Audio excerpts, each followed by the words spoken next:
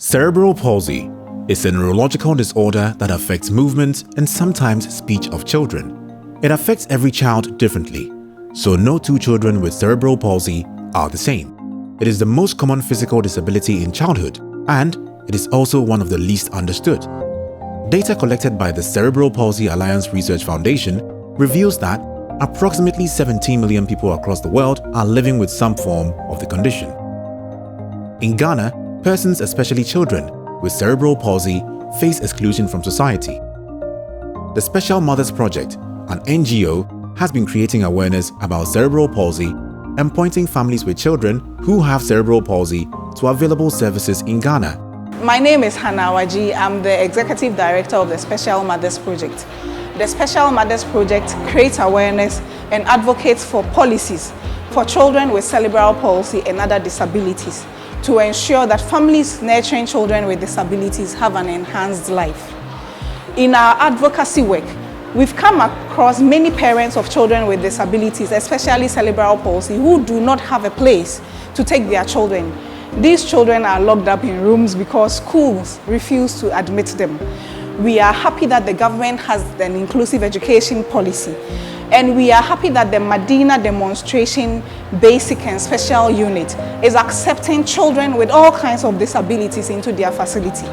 That is why the Special Mothers Project joined forces with the Medina Demonstration School to create awareness about what they are doing, the wonderful work they are doing, and to call for a replication of this project all across the country. We realize that 90% of children do not have a safe place to be, and we will be happy if the government could replicate this across the country.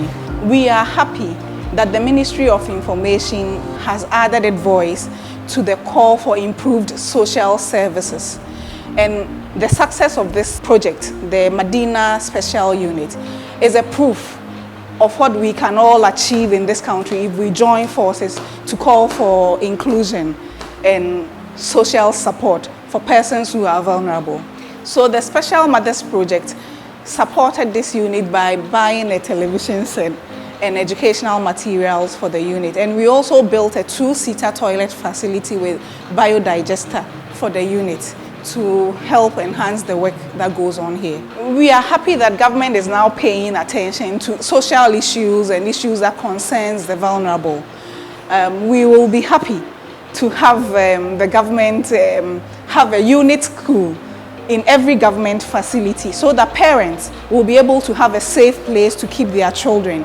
This will also serve as a source of employment for the youth, because we wish that government will employ people who have studied social disability studies, special education, rehabilitation into these facilities to support our children within the facility. The team from the Special Mothers Project visited the Minister for Information, Kojo Opon Nkrumah, to explore various ways of enhancing advocacy on cerebral palsy in Ghana. We've come to present some policy suggestions that we think government can help implement and enhance the lives of children with cerebral palsy and their families. When you give birth to a child, it doesn't come out immediately that the child has cerebral palsy. The child will have to be growing before you know that your child has cerebral palsy. Most of the hospitals too do not understand how to care for these children, so they use a one-size-fits-all kind of approach. And you go as a parent and they write a lot of tests and all those things, which they know will not solve your problem, and you spend money. In Ghana, there's what is called the community-based rehabilitation program. These people are trained at the University of Education, Winneba. Most of them come out of school and they don't even have what to do. They find themselves working in the banks or something, even though they've been trained on yes. And so we are suggesting that the CBR students be absorbed into the school systems, if possible, together with some of these unemployed nurses, to go into the school system to assist children with cerebral palsy within the school system. So the Special Mothers Project has adopted the school at Medina as a government school, which has a special unit. And we think that it's something that can be replicated in every district so that every district will have a cluster or school where one classroom is dedicated to children with special needs, with a full complement of professionals there to attend to the children. Some of the children need someone to help them with feeding, with toilet training and other things, which we think that the nurses and the CBR professionals can do. Even at the Medina school, they run an 8 to 12 system, so they close at 12. So if you're a working parent, by 12 o'clock you should be going to pick your child. But I think that they could run an 8 to 5 system where parents will have flexibility to be able to take them there, go and work, and then come and pick them up in the evening. We will also appreciate if we are able to get higher authorities to report to. My daughter goes to the Medina school because that's the one, but I live around OEB. Recently I went to OEB to find out if the government school could accept her. And immediately they heard, oh, special needs. They said, no vacancy. Who do you go to talk to if a school rejects your child? I have tried with the National Council on Persons with Disabilities. I've written to them. I know the executive secretary, but nothing usually comes out. So if we have some higher power to let's talk to about these things, to make the policy effective on the ground. We know that not all children with cerebral palsy can go to school. Most parents work around the clock just taking care of the child. There's no respite for them. If something like this could be done, it will give the parents a bit of respite during the times that the caregiver is in to help. And then the National Health Insurance Scheme, it doesn't take care of our therapies when we go to the hospital, and it doesn't take care of the drugs that the children are put on. If these things can be put in for us, so that the parents will not, most parents, when their children are sick, they just sit home looking at them because they can't go to the hospital. It's expensive. When you go, they request one test or this, and they don't have the money to do it. So if we can have the National Health Insurance absorb some of these things for us, we will be very grateful. Thank you. I think from our end, first we would like to congratulate you that you've taken up a course like this, because not only would it help in your peculiar case for us to deal with the issues around it, but I believe that if we do it and we do it well, it will actually open up the box for the country to deal substantively with something that we all pretend doesn't exist. We here at the Ministry of Information will be more than excited to support you and to amplify the cause that you are on. And I see it in two major ways. First is that the very cause that you are on needs to be amplified, and we need to let more people know about what you are doing and its potential benefits and why we should all pay attention to it and be supportive of it. And to do that, we have an amplified platform that we would use to highlight what you are doing. But beyond that, I think we can also assist you directly engage with some officers that we believe must pay some more attention to what you are doing. And some personalities who I think we should help connect you to, so that they can also pay some more attention and support what you are doing. So first, we would amplify what you are doing, and even under that, beyond our social media amplification platforms, help you directly engage with some persons and offices that we believe can bring some more highlighting to your cause.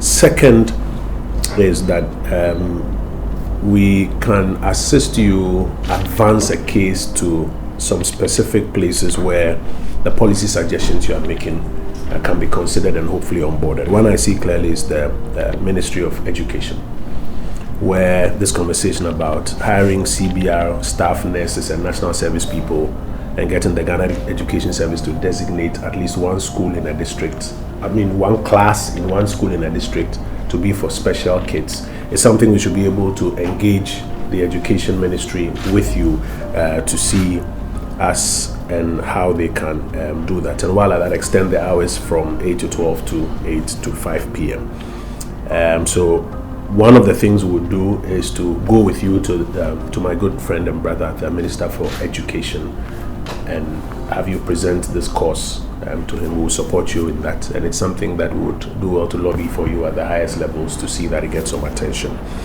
At the same time, we can also work with you to engage the Social Protection Ministry, through whose vehicle a program for home-based caregivers could be examined and if it's feasible and can be funded based on the numbers and visibilities that they have, can be looked at. So we would engage with them. Then I would engage with you, we'll go with you to our colleague, the health minister, to look at how NHIA can also be apprised of the questions of therapy and drugs and how they can also support in that area.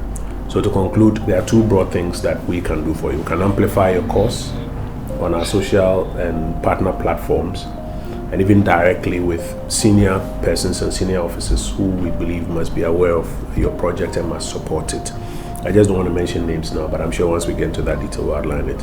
And apart from amplifying, we can handhold you and work with you to carry your policy suggestions forward to these three ministries, departments, and agencies I've mentioned. And our prayer will be that it succeeds and sees the light of day. And if it does, we would have done something significant in helping to deal with the situation. So I'll let my colleague, the Honorable Deputy Minister, make a few comments. This is very good cause. As a mother, I think it's one of the big things that we can do for our younger ones who are yet to be born and those who are here already. And you can always count on our support. And as Minister said, if there is any assistance that you require from him, if he assigns me to any of such role to assist you in that direction, I'll gladly do that. And hopefully, at the end of the day, we'll be able to achieve the objectives that you've set for this project. Note that the symptoms of cerebral palsy are not usually obvious after a baby is born. They normally become noticeable during the first 2 or 3 years of a child's life. Speak to a health professional if you have any concerns about your child's health or development. Amplified, supporting young businesses, building people.